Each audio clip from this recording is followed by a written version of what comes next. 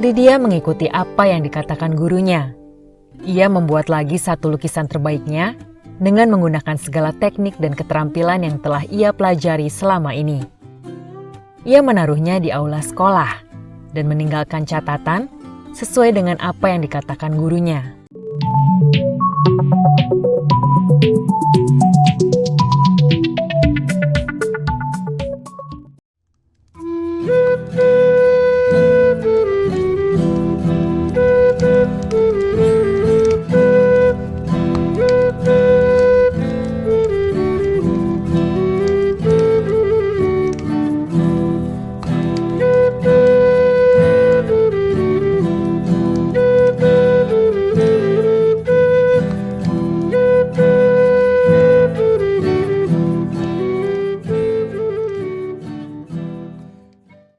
Perikop Yesaya ini konteksnya pada kehidupan Yehuda yang diselimuti ketakutan terhadap ancaman Aram dan Israel.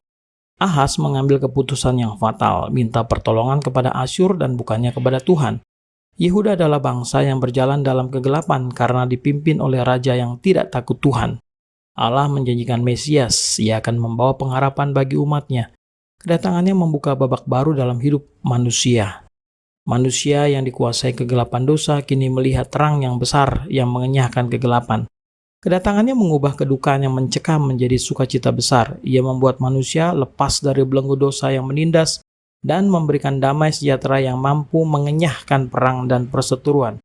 Janji Mesias ini telah digenapi dengan kelahiran Yesus. Dua hal penting yang dikatakan Yesaya mengenai Yesus adalah bahwa dia adalah manusia sejati dan Allah sejati. Yesus adalah manusia sejati sesuai perkataan seorang anak telah lahir. Yesus Kristus adalah Allah sejati nampak dari 4 nama ilahi. Penasihat ajaib, Allah yang perkasa, Bapa yang kekal, dan Raja damai.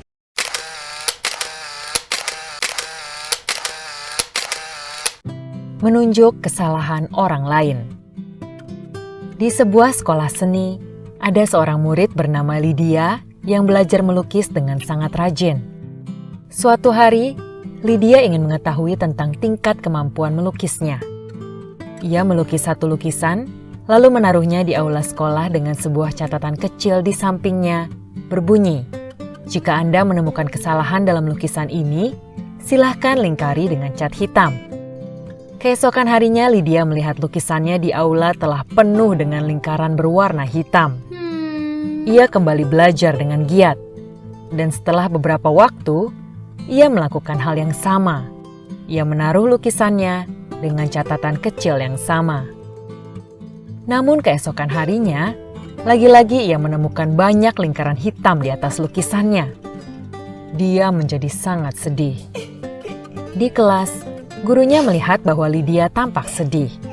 Jadi gurunya bertanya, "Lydia, apa yang terjadi? Mengapa kamu tampak begitu sedih?" Lydia menjawab. "Jadi begini Pak Guru." Lalu Lydia menceritakan semuanya. Gurunya kemudian berkata, "Coba, kamu buat lagi satu lukisan terbaikmu. Namun, kali ini kamu ubah catatannya. Tulislah begini, siapapun yang menemukan kesalahan pada lukisan ini, silahkan perbaiki."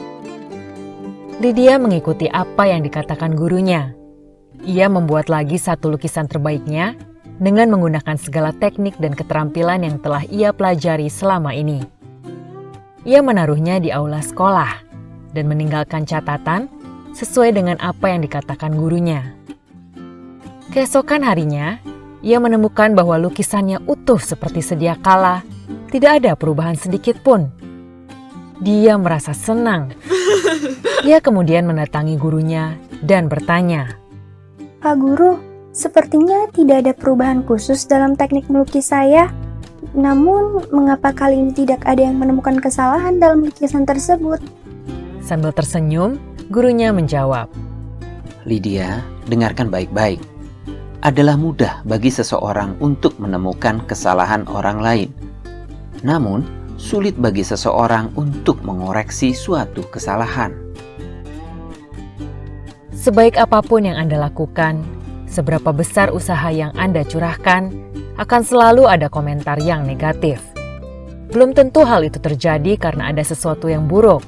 Bisa jadi hal itu terjadi karena ada suatu hal yang tidak sesuai dengan konsep seseorang. Begitupun orang yang selalu mengkritik. Belum tentu orang tersebut dapat memberikan saran perbaikan untuk Anda. Karena itu, janganlah sampai Anda dijatuhkan atau dihambat oleh kritik yang tidak membangun dalam mencapai suatu tujuan.